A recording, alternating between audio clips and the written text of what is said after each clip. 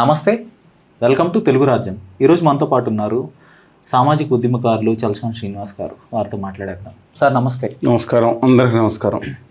Sir, ఇటీవల ఢిల్లీలోనే ఒక ప్రెస్ క్లబ్లో కొంతమంది ఒక గ్రూప్ ఆఫ్ పీపుల్ మోడీ శ్రీరాముడి అవతారంలో ఉన్న ఒక మోడీని వాళ్ళు మార్చేసి వాళ్ళకి నెమలి పింఛం పెట్టి ఒక కొత్త దేవుణ్ణి సృష్టించారు. తర్వాత కొన్ని కొత్త శ్లోకాలు కనిపెట్టి కొన్ని చాంట్స్ కూడా చేశారు అక్కడ. సో అంటే ధ్రువరాటి ఒక మాట అన్నాడు,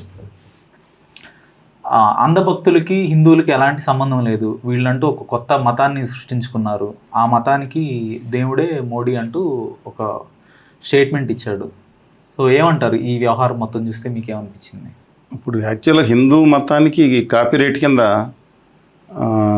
ఉత్తర భారతీయ జనతా పార్టీ వాళ్ళు ఉండటం, దేశభక్తి కూడా కాపీరైట్, వీళ్ళే సర్టిఫికేట్ ఇస్తారు. ఎవరు హిందువులో, ఎవరు ఒరిజినల్ హిందువులో, ఎవరు ఒరిజినల్ దేశభక్తులు కూడా వీళ్ళే సర్టిఫికేట్ ఇస్తారా?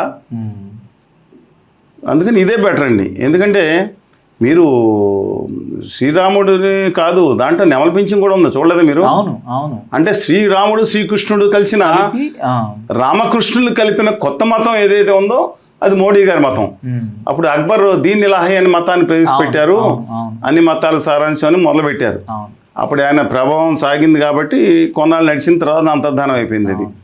అలాగే మోడీ గారు కూడా ఈ మతం రామకృష్ణ మోదీయా రామకృష్ణ మతం అని పెట్టుకుంటాం మంచిదండి. అప్పుడు సర్టిఫికేట్లు ఇచ్చుకోవచ్చు.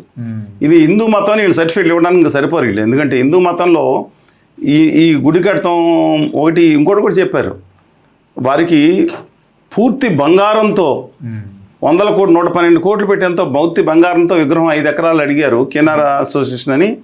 అంటే ట్రాన్స్జెండర్స్ అదే మిగతా వాళ్ళు ఉంటారు కదండి సంఘం, వాళ్ళ సంఘం రాష్ట్ర ప్రభుత్వ కార్పొరేషన్ రాష్ట్రానికి నివేదించింది. వాళ్ళు అనుమతి ఇస్తే కనుక ఇప్పుడు బీహార్లో మోడీ గారికి పూర్తి బంగారు విగ్రహంతో కూడిన, అంటే సతీ సమేతంగా కాదు ఒక్కళ్ళగా ఉండేటట్టు, శ్రీరాముడు అయితే లేదా రాధాకృష్ణులు అలా ఉంటారు, అలా రాధాకృష్ణులతో విగ్రహం చేస్తారని తెలియదు నాకు. అందువల్ల మోడీ గారికి విషయంలో మోడీ గారు కొత్త మతం పెట్టుకోవచ్చు. ఇప్పుడు ఇది కొత్తగా ఇంకొకళ్ళు రాశారు, నమో నమః భవాన్ ఆస్మాకం మాయాజాలం కళాశాలం నా జానాతి ఇది వదంతి క్రిస్తు ఎంఏ రాజనీతి శాస్త్ర అధ్యుష్య పాఠ్యక్రమ అధిజ్ఞ విద్యానాం రాజభావన్ మహాపురుష అని శ్లోకాలు ఆయన మీద. అంటే ప్రపంచంలో ఎవరికీ తెలియకుండా ఎంఏ ఆల్ పొలిటికల్ సైన్స్ అని, ఈ ప్రపంచంలో ఎక్కడ కోర్సు లేదు, చదివింది ఒకే ఒక వ్యక్తి, అది ఒకళ్ళే మోడీ గారు అనే విధంగా ఆయన పూజిస్తే ఇంత సాధ్యం కాదు కదండి. ఆల్ పొలిటికల్ సైన్స్ ఎవరు లేకుండా ఒక్కడు ఈ ప్రపంచం మొత్తం మీద క్లాస్మేట్ లేకుండా చదివారంటే ఆ రోజులోనే అది చాలా గొప్ప. అలాగే నమో నమః గణిత రాజా 20 + షట్ 1 + సప్త అంటే తెలుసు కదా, 2 + 6 8, 1 + 7 మీ పుట్టినరోజు, మై రిపబ్లిక్ డే, 2 1 అనే కొత్త సిద్ధాంతాన్ని అష్ట అనేతు విస్మయ సంఖ్యాయ దేశాయ సంయోజిత గవాన్ గణిత దిగ్గజ అహా అని అలాగా అద్భుతంగా రాశారు. దేవమాత్రాండ భౌతిక రాజు A+B కథం భవతి ఇది విశ్వస వివృత్తవాన్ విజ్ఞాని అంటే A+Bని అద్భుతంగా సూత్రీకరించారు కదా ఆయన. పైగా యుద్ధ నిపుణత మేఘా వర్షి చేత్ రాడారాణం అఘోరే చరేచన విమానాచి గచ్చింతి ఇతి రావిజం సహా ఉక్తవాన్ మహావ్యూహకర్త. చాలా శ్లోకాలు ఆయన గురించి రాయటం జరిగింది. ఎందుకంటే ఒక గొప్ప యుద్ధ వ్యూహకర్త, అంటే యుద్ధ సైనిక నిపుణుడి కింద రాడార్ కింద ఉంటే విమానాలు వెళ్తే కనపడమని ఈయన కనిపెట్టి సైన్యానికి ఆదేశాలు ఇచ్చారు దాని విధంగా ఉందంటే మరి దాని మీద శ్లోకం. ఎక్కడికి వెళ్ళిపోతున్నామండి మనం? 112 కోట్లు పెట్టి బంగారు విగ్రహంతో గుడి కడతారు ఈయనకి. నాకు అర్థం కావట్లేదు దేనికి అది ఎక్కడ తీసుకెళ్ళిపోతున్నారు. సైకో ఫ్యాన్సీ అంటారు దీన్ని. అంటే కొంతమంది రాజకీయ నాయకుల కోసం, కొంతమంది సినిమా నటుల కోసం, కుల గజ్జి మత పిచ్చి బాగా ఎక్కేసిన వాళ్ళ కోసం ఇది రుగ్మత. దీని నివారణ ముఖ్యమండి, దీనికి చికిత్స కష్టం. అది రాకుండా, ఈ సైకో ఫ్యాన్సిజం రాకుండా చూసుకోవాల్సిన నివారణ ముఖ్యం. వచ్చిన తర్వాత దాని చికిత్సలు కష్టం అంట, దాంతోనే తలగా కొట్టుకుంటూ ఉంటారు వీళ్ళు. అంటే హిందూ మతానికన్నా ఇంకొక స్టెప్ పైకి ఎక్కించారంటారా మోడీని? అంటే ఇట్లా హిందూ దేవుడు అంటే ఇది ఇప్పుడు అంటే మతం కన్నా ఇంకా మోడీయే గొప్పవాడు అనేది. రామకృష్ణుల విగ్రహం ఎక్కడ ఉందా? రాముడు కృష్ణుడు అక్కడ పూజ చేశారు. రామకృష్ణులు ఇద్దరు కలిసినప్పుడు ఎక్కడ విగ్రహం ఉందా? లేదు. ఇప్పుడు మనం అయ్యప్ప స్వామిని పూజిస్తాం, ఎందుకంటే ధర్మ సంస్థాపనార్థం విష్ణుమూర్తి శివుడు ఇద్దరు కలిసి ధర్మ సంస్థాపనార్థం చేశారని అయ్యప్పని. అది అలాగా అయ్యప్ప కంటే మించిన కొత్త దేవుడు వాళ్ళ మోడీ గారు అనే విధంగా రాముడు కృష్ణుడు కలిసిపోయి ఒక దేవుడు, రెండు అవతారాలు కలిసిపోయి ఏకావతారం కింద ఆయన వచ్చేస్తూ ఆయన మందహాసం చూస్తూ ఉంటే ఆ బాణం పట్టుకున్న తీరు అసలు కొత్త దేవుడు, అది దేవుళ్ళే అలా కాదు కాదు ఇంత గొప్ప దేవుడు అనే అసలు ప్రజలు తన్మయత్వంతో అయిపోతున్నారు అనుకోండి. ఇది దాని ఇంకోటి కూడా ప్రతిపాదించారు. వందే మాతరం గీతం కొత్తగా వచ్చింది అని అనుకుంటున్నారు. లేదండి, మనందరి గుండెల్లో ఉంది. స్వతంత్ర ఉద్యమం జరిగింది వందే మాతరం, దాంతో స్వతంత్ర ఉద్యమం చేశారు. జెండా ఎగరేస్తా తోట నర్సయ్య మచిలీపట్నంలో పోలీసులు కొడుతున్న రక్తం కారుతున్న జెండా వందే మాతరం జెండా పట్టుకున్నాడు. టంగుటూరు ప్రకాశమంతులు గారు కాల్చండి రా, మీరు పిల్లల్ని కాల్స్తారంటారని చొక్కా తీసిన గుండెని చూపించి వందే మాత్రం ముందుకెళ్ళాడు. మన అందరిలో ఉంది.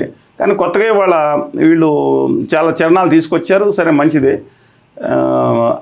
అది గ్రామానికి తీసుకెళ్లే కార్యక్రమంతో ముందుకెళ్తున్నారు. దానివల్ల లక్షలాది ఉద్యోగాలు వస్తాయి, కోట్లాది ఉద్యోగాలు, సంవత్సరం 2 కోట్ల ఉద్యోగాలు కూడా దీనివల్ల వస్తాయని కొంతమంది అభిమానులు పిచ్చి మాటలు మాట్లాడుతున్నారు. దానికి సంబంధం లేదు, తెలియదు. అందుకని ప్రతి ఊరికి ప్రతి వాడకి మోడీ గారి విగ్రహం అంటే కొత్త దేవుడు. ఇక పాత దేవుళ్ళు అందరిపై కొత్త దేవుడు, మీరు ఆల్రెడీ శ్లోకాలు చాలామంది రాశారు, అదే చేస్తున్నారు అన్నమాట. ఇక అంటే ఇప్పుడు ఆ ఢిల్లీ ప్రెస్ క్లబ్లోకి వచ్చిన ఆ గ్రూప్ ఆఫ్ పీపుల్ వాళ్ళు మాత్రమే చేశారు, వాళ్ళు మాత్రమే మోదీని దేవుడిగా భావిస్తున్నారు అనుకోవటం పొరపాటు. ఎందుకంటే చాలామంది ఇప్పుడు కూడా మన సమాజంలో మన చుట్టుపక్కల ఉన్న వ్యక్తులు బీజేపీని సమర్థించే వ్యక్తులు కాదండి, కలిసినట్టున్నారు, పిలిస్తే కలిసి వ్యక్తులు మోడీని విష్ణుమూర్తి అవతారం అని కూడా భావిస్తున్న వాళ్ళు చాలా మంది ఉన్నారు. అంతకు మించి లేదండి, విష్ణుమూర్తి గారి కంటే కూడా మనం మన మనోభావాలను గాయపరిస్తే వాళ్ళకి లెక్క చేయలేదు, అంతకంటే గొప్ప దేవుడిగా భావిస్తున్నారు. వీళ్ళ దేవుడు దేవదేవుడు ఈయన పైన ఇంకొక ఆయన ఉన్నారని కూడా పూజలు వచ్చినాయి. తెలుసా ఆయన ఎవరో మీకు?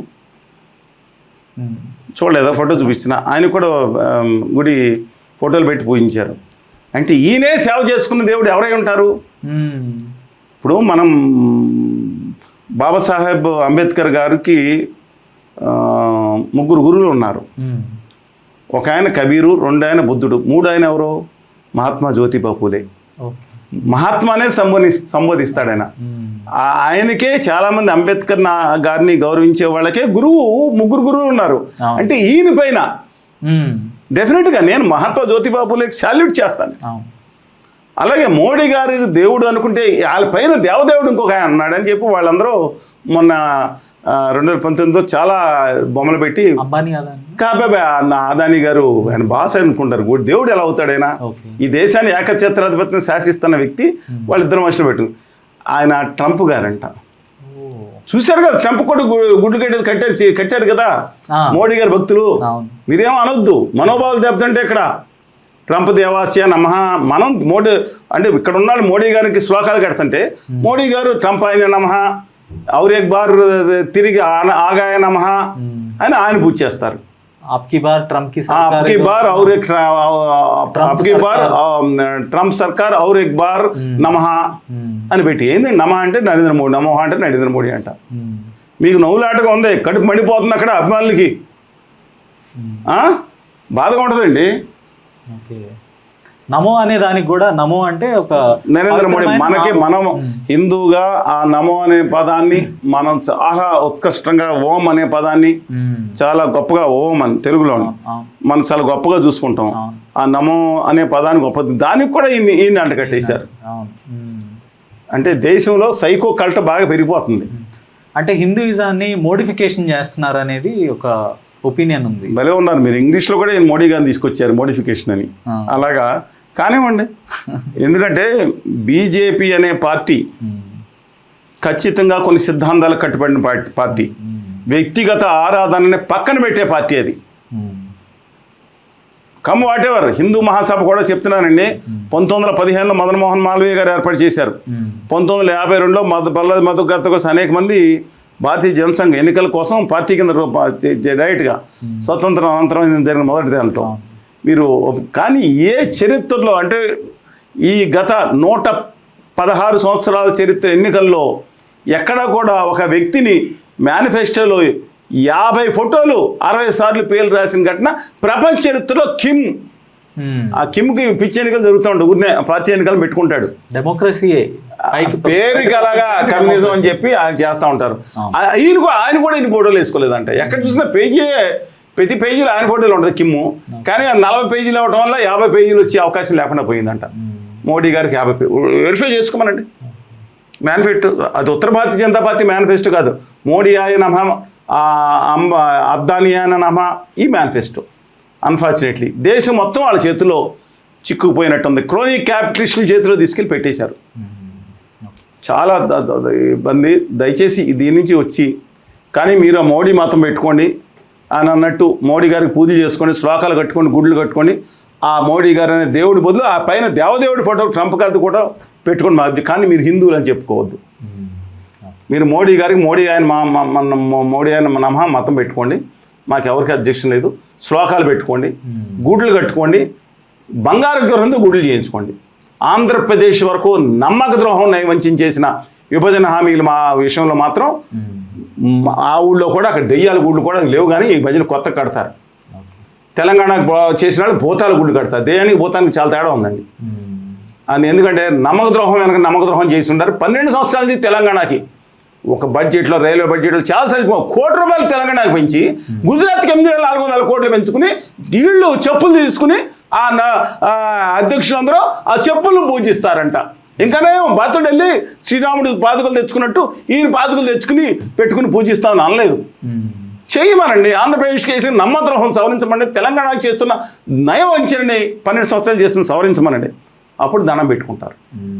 కానీ మోసం చేసి మతం పేరు మీదో కులం పేరు మీదో ఉప ప్రాంతం పేరు మీద రెచ్చగొడతాం మంచి పద్ధతి కాదు. With due respect to him.